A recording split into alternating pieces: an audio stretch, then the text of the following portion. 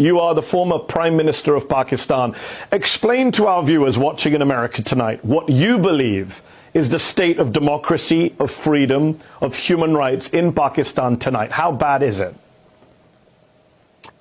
Well, maybe for some of us who've seen the evolution of our democracy over the last, especially 20 years, because you saw General Musharraf's martial law, and then in that martial law we saw what was called the lawyers' movement for the independence of judiciary. And during that time, the media asserted its independence. So we were moving towards a democratic system. Two governments came in, stood for 5 years and then left elections. Another government took over. So we're moving towards, what we hoped would be genuine democracy, because normally we had a hybrid system. Even when the army was not in power, they really controlled the levers from behind. But what is happening right now is a total dismantling of our democracy. It's not a question of what is happening to my party or to me, or these 170 cases and so on, or whether I'm in jail or these are not one but two assassination attempts on me. It's what is happening to the future of this country if our democracy is disbanded. Because rule of law, democracy and prosperity go hand in hand. When you do not have rule of law, which is what is happening now, it is might is right, there's an undeclared martial law in Pakistan, then, there's darkness ahead. We are standing on the edge of darkness. So what is your message to the American government tonight, to President Joe Biden? Because on the one hand, you have urged the U.S. to speak out in the name of democracy and human rights against what's happening in Pakistan right now. But you've also accused the U.S. of being behind a, quote, foreign conspiracy, a coup against you. You've repeatedly called what happened to you, quote, U.S.-backed regime change. Well, the facts about what happened, about me receiving a cipher coded message from our ambassador in Washington.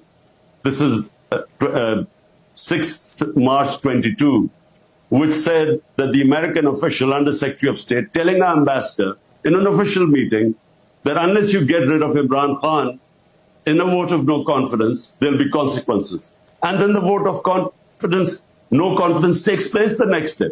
And within weeks, my government is gone. So I merely stated the facts. And by the way, I put the cipher in front of the cabinet, in front of the National Security Council, and there was an official protest from Pakistan for interfering in our internal affairs. But that's behind me. Look, all I want the US to do is their professed aims of so-called Western values of democracy, rule of law, human rights. They shouldn't worry about what is happening to me. They should worry about 250 million people. The whole democratic structure is being wound up.